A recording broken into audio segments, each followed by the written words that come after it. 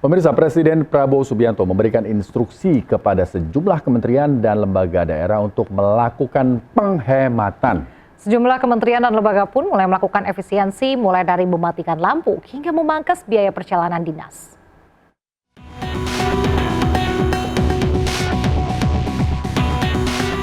Pemangkasan anggaran kementerian lembaga hingga 306,7 triliun rupiah mengakibatkan kementerian seperti Kemenko Perekonomian melakukan efisiensi operasional. Di kantor Kemenko Perekonomian, di mana sebagian besar lampu koridor hingga selasar di tiap lantai dimatikan. Situasi ini merupakan bagian dari upaya penghematan di mana Kemenko Perekonomian sendiri mengalami pemangkasan hingga 52,5% dari pagu yang ada dalam APBN 2025. Kementerian dipotong 52%, 52,5%. Jadi untuk menunjukkan simbol bahwa kita dipotong, memang lampu kita matikan. Supaya wartawan berasa, kalau nggak wartawan nggak berasa. Sementara merespon instruksi Presiden Prabowo Subianto, Menteri Koordinator Bidang Pembangunan Manusia dan Kebudayaan Menko PMK Pratikno menerima kebijakan efisiensi tersebut. Menurutnya, kementeriannya akan melakukan penghematan anggaran hingga 50%.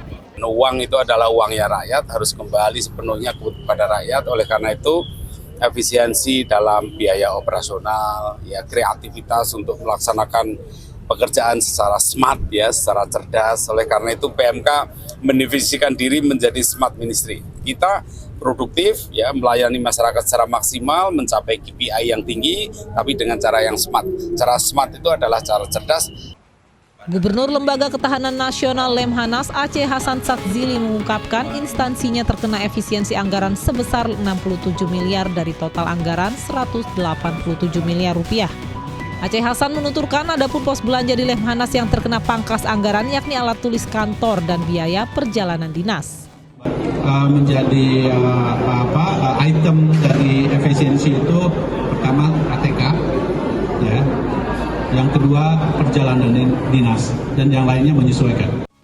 Presiden Prabowo Subianto meminta kementerian dan lembaga mengefisiensikan anggaran hingga 256,1 triliun rupiah pada 2025. Sebagai bendahara negara, Menteri Keuangan Sri Mulyani menetapkan 16 pos belanja yang perlu dipangkas anggarannya. Namun ada juga sebagian kementerian dan lembaga yang anggarannya tetap utuh, tidak terkena pemangkasan dan tercatat ada 17 kementerian dan lembaga.